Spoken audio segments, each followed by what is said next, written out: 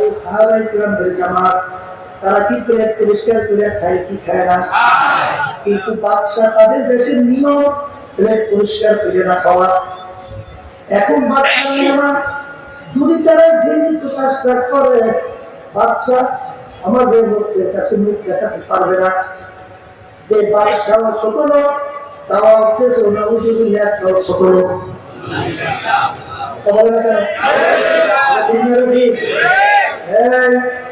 এখন বাদশা অনুরোধ করে, আমার ভাইরা, এ আমার মুসলমান ভাইরা, এ আমার হাবিবের সাহাবায়ে কেরাম, আমাদের দেশের মধ্যে সবচেয়ে ঘৃণিত কাজ হলো খাওয়ার পরে প্লেট পরিষ্কার করে খাইতে খাওয়া। আর আপনারা তো সুন্নাত হিসেবে এটা খান, আপনারা প্লেট পরিষ্কার করে খান।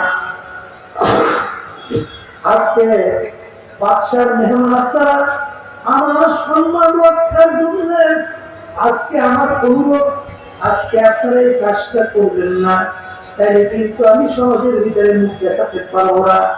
আমাদের ইমান কেমন মজবুত ছিল, সাহাবায়ে কিরামদের জামাত আর রাজ্যের বাদশা, তুমি ভালো করে জেনে রাখো, আজকে আমরা বাদশার মেহমান হবো, এই জন্য আল্লাহর হাবিবের একটা সুন্নাত ছেড়ে দেবো। ভালো করে জেনে রাখো, আমাদের জীবন যাইতে পারে, আল্লাহর হাবিবের একটা সুন্নাত আমরা ছাড়তে পারবো না। এই হলো তাদের ঈমান। আল্লাহ মাফ করুক।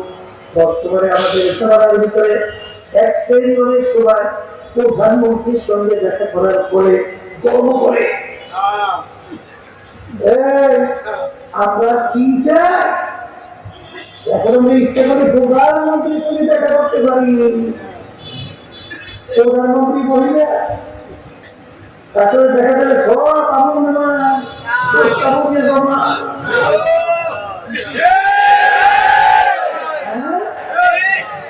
আমরা কি চাই, আমরা প্রধানমন্ত্রীর সঙ্গে দেখা করতে, আমরা কি চাই, আমাদের আজকে এত সম্মান মুক্ত ভূষণ, এই হল আমাদের ঈমান এবং তাদের ঈমানের অবস্থা। ওমর রাদিয়াল্লাহু তাআলা আনহু বাগান তারা একটি বিশেষ রকম নীল নদী এসে গেল। নীল নদীর একটা নিয়ম, প্রতি বছর একটা সময় শুকিয়ে যাইত। যদি একটা সুন্দরী মেয়েকে যদি বলে দেওয়া হইতো নীল নদীর পানি আবার এসে যাইত, ওই পানি এত গুরুত্বপূর্ণ, ওই পানি খেয়ে মানুষ বাঁচে, পানি ফসল হয়, ফসল খেয়ে মানুষ বাঁচে, গুরুত্ব শেষ আছে। হ্যাঁ, মুসলমানদের ভিতরে নীল নদী আসলো, নিয়ম অনুযায়ী পানি শুকিয়ে, এখন নিয়মকে একটা যুবতী মেয়েকে ওই নীল নদীর ভিতরে জড়ানো কাজ এখানে দাঁড়িয়েছে না, এখন আমরা মাত্র আমাদের যুগে কতটা কতই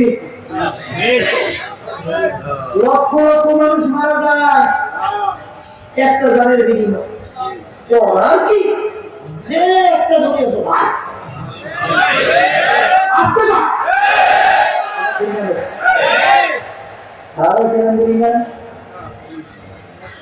আমি এর কাছে যখন গেল, আমি বলতেছি ইন্নালিল্লাহ কথার কথা, ইন্নালিল্লাহ কি বলো, তাই একটা মেয়ে জবাই দেওয়ার ভিতরে পানি আসা না যাওয়ার ক্ষমতা, তাই আমার মালিকের ক্ষমতা এত।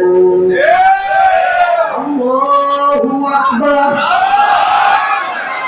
আমার মালিক সর্বদিক থেকে বড়।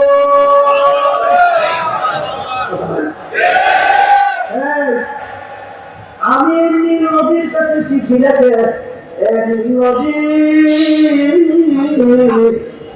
তুমি আল্লাহর হুকুমে জারি হও, তাহলে তুমি জারি হইয়া যাও, আর আল্লাহর হুকুমে জারি না হও, তোমাদের পানি আমাদের লাগবে না।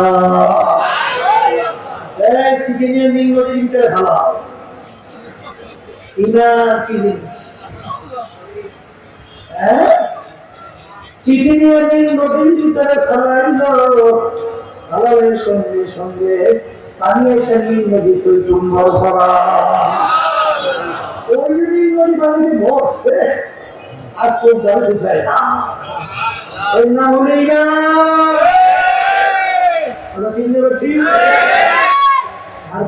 সমাজে চলছে হিংসার রাজনীতি। এক শ্রেণী বর্তমানে রয়েছে শ্রমণের মধ্যে একটি শ্রমণকে দাবাই এগুলো খাইতেও পারে বউ তুমি আসি ঠিক না মাত্র জন্ম করে ধরে